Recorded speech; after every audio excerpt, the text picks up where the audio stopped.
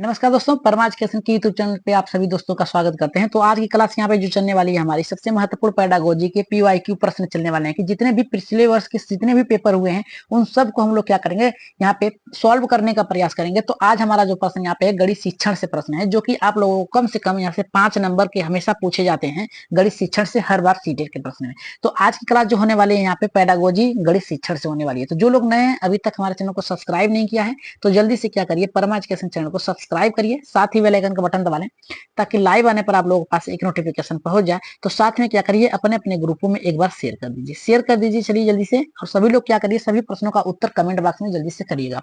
तो चलिए शुरू करते हैं आज के पहले प्रश्न से। देखिए पहला प्रश्न हमारा यहाँ पे क्या करा है, कहा है कि गणित शिक्षण अधिगम संदर्भ में निम्नलिखित में से कौन सी प्रक्रिया वांछनीय है। देखिए यहाँ पे वांछनीय का मतलब होता है जानना, अधिगम का मतलब होता है सीखना। तो यहाँ पे पहला हमारा कह रहा है ऑप्शन, भ्रांति को रोकने के लिए मुक्त उत्तर वाले ओपन ग्रेड प्रश्नों से बचना चाहिए। यहाँ पे बचना नहीं चाहिए, हर बार ऐसे प्रश्न बनाना चाहिए बालक जो है उसे सीख सके तरह तरह तरीकों से। तो यहाँ पे पहला हमारा ऑप्शन क्या है, गलत है। दूसरा कह रहा है कि संकल्पनाओं की अंतर्दृष्टि समझ को प्रोत्साहित करना। देखिए अंतर्दृष्टि मतलब होता है खुद से जानना। बालक क्या होता है, अपने मन से अपने अपने विचारों के तर्क को प्रोत्साहित करना। इसलिए ऑप्शन हमारा ये सही लग रहा है। और यहाँ पे तीसरा देख लेते हैं, खुली पुस्तक परीक्षा से बचना चाहिए। देखिए खुली प्रश्न परीक्षा होनी चाहिए, ऐसे बालक प्रश्न एक हो उत्तर 1000 तरीकों से बालक दे सके, ऐसे प्रश्न बनाना चाहिए। ये तो हमारा गलत है। यहाँ पे हमारा चौथा कर रहा है, चौथा हमारा ये कर रहा है, विद्यार्थियों को बताना चाहिए कि प्रश्नों को हल करने के लिए निर्धारित कदमों का अनुकरण। देखिए अनुकरण शब्द जहां पर आए वो नेगेटिव वर्ड है, इसलिए गलत है। हमारा जो राइट आंसर जाएगा किसके साथ जाएगा, यहाँ पे हमारा दूसरे के साथ जाएगा। दूसरा हमारा ऑप्शन सही होगा, संकल्पनाओं की अंतर्दृष्टि, यानी बालक खुद के तर्क वितर्क के द्वारा सीख सके, ऐसे हमको प्रोत्साहित करना चाहिए। तो राइट आंसर किसके साथ जाएगा हमारा यहाँ पे 42वां का जो हमारा, हम 42 से ही शुरू करेंगे क्योंकि पेडागोजी जो हमारा ऑप्शन यहाँ शुरू हुआ है, यहाँ पे 42 प्रश्न से ही शुरू हुआ है। तो राइट आंसर किसके साथ जाएगा हमारा, यहाँ पे दूसरे के साथ जाएगा। आगे बढ़ते हैं, यहाँ पे जितने भी पेडागोजी के प्रश्न है सिर्फ उसी को सॉल्व किया जाएगा। यहाँ पे देखिए हमारा 44वां प्रश्न ये करा है कि गणित के शिक्षण अधिगम पर निम्नलिखित में से किसका प्रभाव होने की संभावना न्यूनतम। न्यूनतम मतलब होता है कम। तो यहाँ पे कहा है शिक्षण अधिगम, यानी जो पढ़ाने का तरीका है, जो बालक सीखता है, उसका प्रभाव होने की सबसे कम तरीका कौन सा है। तो हमारा देखिए यहाँ पे क्या करा है, ये करा कि प्रतिपुष्टि की गुणवत्ता में वृद्धि। देखिए प्रतिपुष्टि यानी फीडबैक देना, गुणवत्ता में वृद्धि करना। और यहाँ पे दूसरा हमारा कह रहा है कि मूल्यांकन के परिणामों के प्रयोग से शिक्षण में परिवर्तन करना। देखिए पढ़ाने के तरीके बदलने की बात कर रहा है, याद रखिएगा। तो पढ़ाने के तरीके नहीं, जो गणित शिक्षण है न्यूनतम की बात कर रहा है, प्रभाव होने की कम है, तो ये गलत है। यहाँ पे हमारा देखिए तीसरा कह रहा है कि मूल्यांकन के कारण छात्रों के आत्मविश्वास पर प्रभाव पड़ने के तरीकों की जानकारी। देखिए जानकारी एकत्रित होने से कुछ नहीं होगा, ये भी ऑप्शन का गलत है। न्यूनतम प्रभाव की बात किया है, न्यूनतम संभावना की बात किया है। तो यहाँ पे देखिए क्या करा है, चौथा करा है कि छात्रों के गलत उत्तरों के पूरे हल कर देना, पूरे हल करना। तो यही ऑप्शन आपका सही होगा। न्यूनतम प्रभाव संभावना रहती है, प्रभाव की बात किया है। तो राइट आंसर किसके साथ जाएगा, यहाँ पे चौथा जितने लोगों का चौथा है एकदम सही उत्तर होगा। ठीक है, आगे बढ़ते हैं यहाँ पे 45वें प्रश्न पे। देखिए 45वां हमारा यहाँ पे क्या करा है, रोहित ने अनुभव किया कि वर्ग एक समचतुर्भुज और एक आयत दोनों ही है। वैन हिले के मानस चिंतन कौन से चरण पर आता है। तो यहाँ पे देखिए ये हम लोग पढ़ चुके हैं, वैन हिले के जो मानस चिंतन है ये हम लोग पढ़ चुके हैं। इसका ऑप्शन जो होगा स्तर दूसरा होगा, क्योंकि बालक जब तक दूसरी या तीसरी कक्षा से संबंध नहीं रखेगा तब तक वो जान नहीं सकता है। इसलिए राइट आंसर किसके साथ जाएगा, हमारा यहाँ पे तीसरे के साथ जाएगा। आगे बढ़ते हैं यहाँ पे 46वें प्रश्न पे। 46वां प्रश्न देखिए बहुत ही अच्छा है, करा है किन्हीं दो पूर्ण संख्याओं का योग एक पूर्ण संख्या होती है। ठीक है, दूसरा करा पूर्ण संख्याओं के इस गुण को इस प्रकार उल्लेखित किया जाता है। पहला करा है समूहक गुण, दूसरा करा है कि क्रम विनिमय गुण, और तीसरा करा साहचर्य गुण, और चौथा करा है कि वितरण गुण। तो इसका राइट आंसर किसके साथ जाएगा 46वें का, तो इसका देखिए समवयक गुण होगा। क्या होगा हमारा राइट आंसर किसके साथ जाएगा, यहाँ पे दूसरे के साथ जाएगा, समवरक गुण। ठीक है, आगे बढ़ते हैं 47वें प्रश्न पे। देखिए 47वां प्रश्न हमारे यहाँ पे क्या करा कि गणित शिक्षण के अधिगम से विषय में निम्नलिखित में से कौन सा कथन असत्य है, मतलब सत्य है, यहाँ पे नहीं है, सत्य नहीं है। नहीं की बात क्या है, तो हम लोग देखते हैं इसका राइट आंसर किसके साथ जाएगा। यहाँ पे पहला करा कि गणितीय अधिगम एक सामाजिक प्रक्रिया है जिसे संवाद सम्मिलित है। दूसरा करा गणितीय ज्ञान की रचना में संस्कृति और संदर्भों की कोई भूमिका नहीं होती। नहीं की बात क्या है, याद रखिएगा, नहीं की बात किया है, और यहाँ पे नहीं, यहाँ पे देखिए सत्य नहीं की बात किया है, तो हमारा ऑप्शन यही पे मिल गया। तो राइट आंसर किसके साथ जाएगा हमारे यहाँ पे दूसरे, क्योंकि यहाँ पे शिक्षण अधिगम विषय निम्नलिखित में कौन सा कथन सत्य नहीं है, तो नहीं हमारा जो जाएगा गणित ज्ञान की रचना में संस्कृति और संदर्भ। देखिए संस्कृति ही हमारी एक ऐसी चीज जो पुरानी चीजों को एक साथ लेके चलती रहती है। तो राइट आंसर किसके साथ जाएगा हमारा यहाँ पे दूसरे के साथ जाएगा, आगे बढ़ने की जरूरत नहीं है। आगे बढ़ते हैं यहाँ पे 48वें प्रश्न पे। 48वां प्रश्न देख लेते हैं क्या कह रहा है हमारा। 48वां प्रश्न ये करा, प्राथमिक स्तर पर संख्याओं को पढ़ाने के लिए निम्नलिखित में से कौन सा कथन सत्य है। यानी प्राथमिक स्तर पर यानी 1 से 5 तक के बच्चों को पढ़ाने की बात कर रहा है, तो कौन सा कथन सत्य है। तो पहला यहाँ पे करा है, देखिए ये जो है ऑप्शन बहुत ही अच्छा है। करा है कि संख्या की अंतर्दृष्टि समझ को प्रोत्साहित किया जाना चाहिए, एकदम सही है। बालकों की जो अंतर्दृष्टि समस्या है उसको क्या करना चाहिए, प्रोत्साहित करना चाहिए, ठीक है। दूसरा हमारा देखिए यहाँ पे क्या करा है, दूसरा हमारा संख्याओं को लिखना अनुक्रम अनुक्रम में पढ़ाना चाहिए। देखिए अनुक्रम नहीं, संख्या आप जो लिखेंगे एक सही क्रम में रखेंगे, तो अनुक्रम की बात किया है तो गलत हमारा है। दूसरा कह रहा है हमारा यहाँ पे कि गणना से पहले संख्याओं को संख्यात्मक रूप में लिखना सीखना चाहिए। संख्याओं को लिखना क्या है, बालक जो सीखता चलता है एकदम सही चलता है। और यहाँ पे हमारा चौथा कह रहा है कि संख्याओं में अनुक्रम असंगति को प्रोत्साहित करना चाहिए, बालक जो कमी है उसको सही करना चाहिए, एकदम सही है। तो राइट आंसर किसके साथ जाएगा हमारे यहाँ पे, किसके साथ जाएगा, यहाँ पे तीसरे के साथ जाएगा। पहला सही था और चौथा सही था हमारा। राइट आंसर किसके साथ जाएगा, चौथे तीसरे के साथ जाएगा। आगे बढ़ते हैं यहाँ पे 49वां प्रश्न पे। 49वां प्रश्न देखिए हमारा क्या कर रहा है, प्राथमिक स्तर पर यानी क्या कर रहा है 1 से 5 तक के बालकों पे स्तर पर गणित पढ़ाने के लिए निम्नलिखित में से कौन सा पहलू अत्यंत महत्वपूर्ण है, मतलब का सबसे महत्वपूर्ण क्या है। तो पहला यहाँ पे हमारा कह रहा है गणित को बच्चों के जीवन के अनुभवों का भाग बनाना चाहिए। दूसरा कह रहा है हमारा यहाँ पे परिकलन में परिशुद्धता विकसित करना चाहिए। और यहाँ पे तीसरा हमारा कह रहा है कि उच्चतर पढ़ाई और रोजगार के लिए तैयार करना चाहिए। और चौथा कह रहा है कि प्रौद्योगिकी के लिए प्रोत्साहित और तैयारी करना चाहिए। तो राइट आंसर यहाँ पे 49वें का क्या होगा। देखिए अगर हम लोग अगर ध्यान से अगर ऑप्शन को देखें तो कह रहा है हमारा पे चौथा ऑप्शन से अगर हम बात करें, कह रहा है प्रौद्योगिकी के लिए प्रोत्साहित और तैयारी करना चाहिए। तैयारी देखिए किसी चीज के लिए तैयारी करना, ये गलत है आपका, ठीक है, ये गलत आपका है। और यहाँ पे तीसरा करा है हमारा उच्चतर पढ़ाई और रोजगार के लिए, देखिए फिर यहाँ पे तैयार करने की बात कर रहा है, तो ये भी गलत है। यहाँ पे करा परिकलन में परिशुद्धता में विकसित, देखिए क्या है किसी को आप विकसित पूरे तरीके से नहीं कर सकते, बालक जितने तरीके से आगे बढ़ेगा उतने अच्छे से सीख सकता है। तो ये जो परिकलन की बात किया है ये आपकी 5 यहाँ पे 6 से 8 तक के बालकों के लिए होगा, तो ये ऑप्शन गलत है। हमको यहाँ पे प्राथमिक स्तर की बात किया है, तो राइट आंसर किसके साथ जाएगा, गणित को बच्चों के जीवन के अनुभवों के भाग बनाना चाहिए कि बालक किस तरीके से सीखते हुए आगे चले, परिवेश में पर्यावरण में क्या पढ़ाया जा रहा है, ठीक है। तो राइट आंसर किसके साथ जाएगा, यहाँ पे हमारा पहले के साथ जाएगा, ठीक है। आगे बढ़ते हैं यहाँ पे 50वें प्रश्न पे।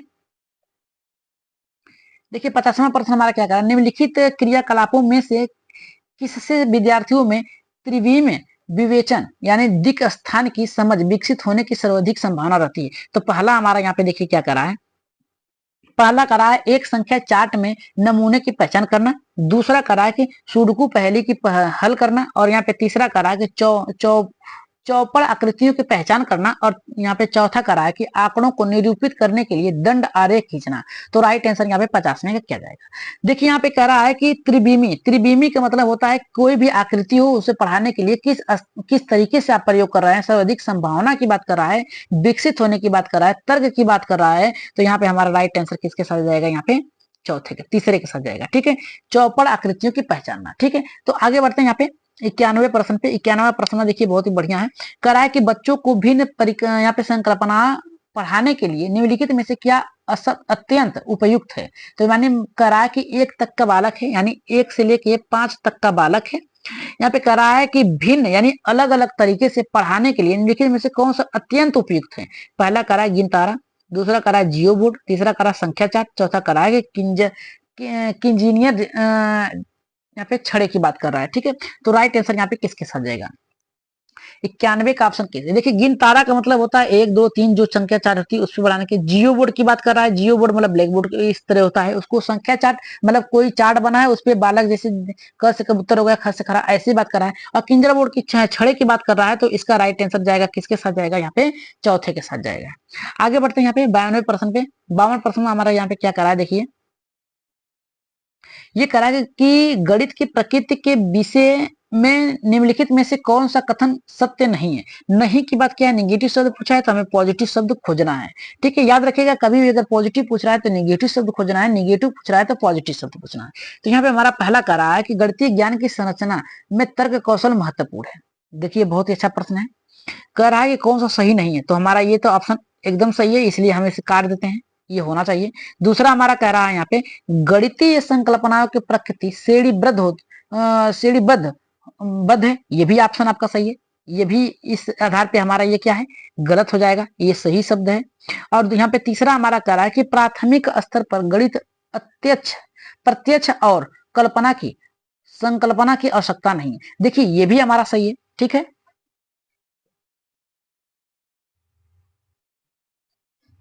ये हमारा गलत है। ठीक है, प्राथमिक स्तर पर गणित प्रत्यक्ष और कल्पना के, देखिए प्राथमिक स्तर पे बालक क्या करता है, तर्क नहीं कर पाता है, तो 1 से 5 तक की ये ऑप्शन हमारा नहीं होगा, इसलिए ये सही होगा। और यहाँ पे चौथा कह रहा है कि गणित में विचारों के सही यहाँ पे संरचना के लिए विशेष शब्दावली होती है, ये भी सही है। ठीक है, तो ये भी हमारा गलत हो गया। राइट आंसर किसके साथ गया है हमारा, यहाँ पे तीसरे के साथ गया है। किसके साथ गया है, तीसरे। तो राइट आंसर कौन सा होगा हमारे यहाँ पे, तीसरा।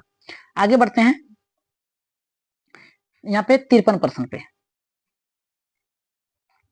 तो 53वां हमारा प्रश्न ये कह रहा है निम्नलिखित कथनों में से किसमें संख्या 3 का प्रयोग क्रम सूचक भाव में हुआ है? तो क्रम सूचक भाव में बात किया है, एक क्रम में हो और उसकी क्या करा है, उसका क्रम सूचक भाव में हुआ हो। तो यहाँ पे चल देखते हैं हमारा क्या करा है ऑप्शन। पहला ऑप्शन हमारा ये करा है मैं इस इमारत की तीसरी मंजिल पर रहता हूँ। दूसरा कह रहा है कि इस घर में 3 कमरे हैं। और यहाँ पे तीसरा कह रहा है प्रत्येक समूह में 3 टीम सदस्य हैं। और चौथा कह रहा है कि इस डिब्बे में 3 पेंसिलों के कई समूह हैं। तो राइट आंसर यहाँ पे 53 का कौन सा होगा? देखिए पहला हमारा क्या कह रहा है, पहला कह रहा है मैं इस इमारत की तीसरी मंजिल पर रहता हूँ। यहाँ पे देखिए पहले ऑप्शन, यहाँ पे प्रश्न क्या कर रहा है, निम्नलिखित कथनों में किसमें संख्या 3 का प्रयोग क्रम सूचक मतलब होता है एक सही क्रम में चलना, आगे बढ़ना। तो मैं इस इमारत के तीसरी मंजिल में रहता हूँ। राइट आंसर किसके साथ जाएगा, यहाँ पे हमारा पहले के साथ जाएगा। ठीक है, इस घर में 3 कमरे, ये तो गलत है, इस घर में नहीं होगा। मैं मेरे इस घर में 3 कमरे हैं।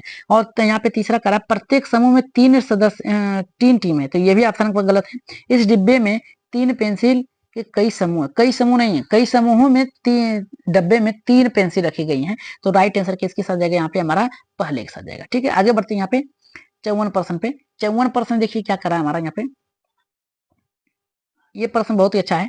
कह रहा है कि शुद्ध कथन की पहचान कीजिए। देखिए कौन सा प्रश्न सही है, इसकी पहचान करने की बात कहा है। तो पहला हमारा यहाँ पे देखिए क्या कह रहा है कि यदि 2 आकृतियों का क्षेत्रफल समान है तो उसका परिणाम भी समान होगा। दूसरा करा कि यदि 2 आकृतियों का परिणाम समान है तो उनका क्षेत्रफल समान होगा। और यहाँ पे तीसरा करा है परिमाप और क्षेत्रफल का मात्रक समान होता है। और यहाँ पे चौथा करा है कि किसी आकृति का आकार उसके परिमाण पर निर्धारित करता है। तो राइट आंसर यहाँ पे किसके साथ जाएगा, 54 का राइट आंसर क्या होगा, जल्दी से कमेंट करिए। एकदम सही, 54 का राइट आंसर किसके साथ जाएगा, चौथे के साथ जाएगा। किसी आकृति का आकार उसके परिमाण पर निर्धारित करता है, कितना उसका क्या आकार है उस पर निर्धारित करता है। ठीक है, तो राइट आंसर किसके साथ जाएगा हमारा यहाँ पे, चौथे के साथ जाएगा। 55% पे आगे बढ़ते हैं, देखते हैं क्या कर रहा है। 55% हमारा ये कर रहा है गणितीय पाठ्यक्रम के संबंध में शुद्ध कथन को पहचाने। तो यहाँ पे देखिए पहला ऑप्शन हमारा यहाँ पे क्या कर रहा है, पहला करा है बीज गणितीय विचारों की नींव प्राथमिक स्तर पर डाली जा सकती है।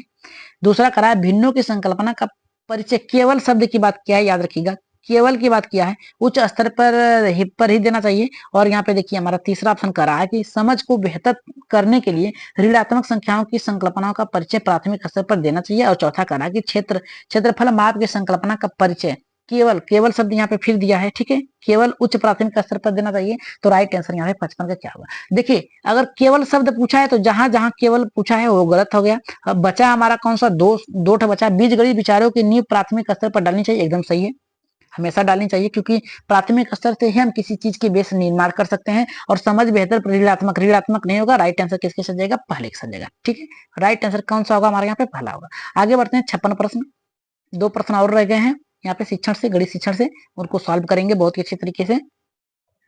देखिए हमारा क्या कहा, प्राथमिक स्तर पर त्रिभुजों की अवधारणा का परिचय देने के संबंध में शुद्ध कथन को पहचानिए। कौन सा कथन सही है उसकी बात कहा है। सबसे पहले त्रिभुज की परिभाषा दे दी जानी चाहिए। दूसरा कहा कि यहाँ पे भ्रांति से बचाने के लिए, यानी कौन सी गलत है चीज उसको बचाने के लिए बच्चों को केवल, देखिए केवल शब्द जहां पर दिया जाए उसे तुरंत काटने का प्रयास करिएगा, ठीक है। इस आधार पे तो ये हमारा गलत हो गया। आगे बढ़ते हैं तीसरे प्रश्न पे, तीसरे ऑप्शन पे। कहा बच्चों के समझ विभिन्न प्रकारों के त्रिभुज प्रस्तुत किए जाने चाहिए, परंतु अन्य अन्य आकृतियों से दूर रखना चाहिए। देखिए फिर परंतु केवल शब्द जहां दे वो शब्द आपको हमेशा काटना है, तो ये भी गलत हो गया आपका, ठीक है। कहा बच्चों के समझ सभी प्रकार के, देखिए सभी प्रकार की कह दिया यहाँ पे, प्रकार के त्रिभुज व अन्य आकृतियों की प्रस्तुत करना चाहिए, एकदम राइट आंसर है। किसके साथ जाएंगे हम यहाँ पे? चौथे के साथ जाएंगे, ठीक है। राइट आंसर कौन सा होगा? चौथा होगा। आगे बढ़ते हैं यहाँ पे 57वां प्रश्न। देखिए 57वां प्रश्न क्या कह रहा है, एक विभाजन के प्रश्न में भाजक भागफल का 5 गुना है और शेषफल का दुगुना है। यदि शेषफल 5 है तो संख्या चार्ट क्या होगा? तो पहला ऑप्शन हमारे यहाँ पे क्या कर रहा है,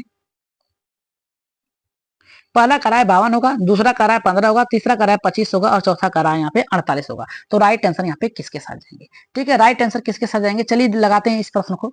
आप सभी लोगों को पता है कि संख्या बराबर होता है भागफल गुणे भाजक प्लस शेष, ठीक है। तो यहाँ पे कहा है भाजक, अगर भाजक की बात किया जाए तो भाजक बराबर होता है हमारा भागफल का 5 गुना, ठीक है। भाजक बराबर होता है 2 गुणे शेषफल, तो 2 गुणे शेषफल, तो हम 2 गुणे शेषफल की अगर बात करें तो 2 गुणे शेषफल हमारा 5 था, तो 5 दूना के 10 हो गया, याद रखिएगा। तो भाजक बराबर होता है 5 गुणे भागफल, ठीक है। तो हम क्या करेंगे यहाँ पे 2 गुणे 10 प्लस 5, ठीक है। तो 2 गुणे 10 प्लस 5 बराबर हमारा आएगा 25। तो राइट आंसर किसके साथ जाएगी? हम यहाँ पे 25 के, तो यहाँ पे तीसरे के साथ जाएंगे। राइट आंसर इसका क्या होगा? 25 होगा। आगे बढ़ते हैं यहाँ पे 58 और लास्ट प्रश्न पे। देखिए ये प्रश्न हमारा क्या कर रहा है, 5 क्रमागत संख्याओं का योग 20 है, प्रथम 3 क्रमागत संख्याओं का योग ज्ञात करिए। चलिए इसको भी देख लेते हैं कैसे ये लगेगा, बहुत ही अच्छा प्रश्न है। अगर हम बात करें, अगर इसको हम x मान लेते हैं तो x प्लस 1, और 5 क्रमागत की बात किया है तो x प्लस 5 तक हम लोग 4 तक जाएंगे। तो x पहले हो गया हमारा, दूसरा x प्लस 1 हो गया, दूसरा x प्लस 2 हो गया, x प्लस 3 हो गया, x प्लस 4 हो गया। तो इसका योग अगर देखेंगे तो 1 3 3 3 6 6 4 10, कितना हुआ? 10 हो गया हमारा। तो x 5x बराबर 10, ठीक है। तो अब यहाँ पे पूछा है 10 पूछा है, तो 5x और यहाँ पे योग पूछा है, कितना है योग हमारा पूछा है, तो हमारा योग जो है 20 है। 20 पहले दिया है, 5 क्रमागत संख्याओं का योग 20 दिया है, तो 20 में से हम क्या करेंगे 10 घटा देंगे, ठीक है। तो बचेगा कितना हमारा? 10 बचा। अब पूछा कितना है? 3 पूछा है, 3 क्रमागत संख्याओं की बात किया है यहाँ पे, 3 क्रमागत की बात किया है, तो हम क्या करेंगे यहाँ पे 5x बराबर 10, तो x बराबर हमारा हो गया 10 बटे के 2, इसको काटेंगे तो हमारा आएगा 5, सॉरी यहाँ पे 2 आएगा, 5 बटे के 2, इसको काटेंगे हम तो हमारा आएगा 2। तो 2 अगर आ गया तो पूछा है 3 क्रमागत पूछा है, तो यहाँ पे x बराबर 2, फिर इसके बाद हम बात करेंगे 3 क्रमागत पूछा है, तो 2 प्लस 1 बराबर कितना हुआ हमारा? 3 हुआ।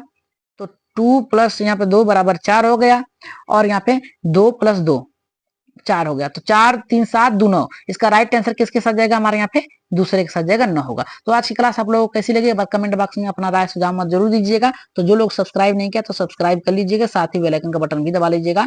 चलिए शेयर कर दीजिए अपने अपने ग्रुपों में जाते हुए, आप लोग सभी लोग एक बार शेयर कर दीजिए, साथ में लाइक भी कर दीजिएगा, ठीक है। तो चलिए आज की क्लास यहीं पे समाप्त की जाती है। अगली क्लास जल्दी से ईवीएस प्रीवियस पे चलाए जाएंगे। तो आज के लिए इतना ही, धन्यवाद।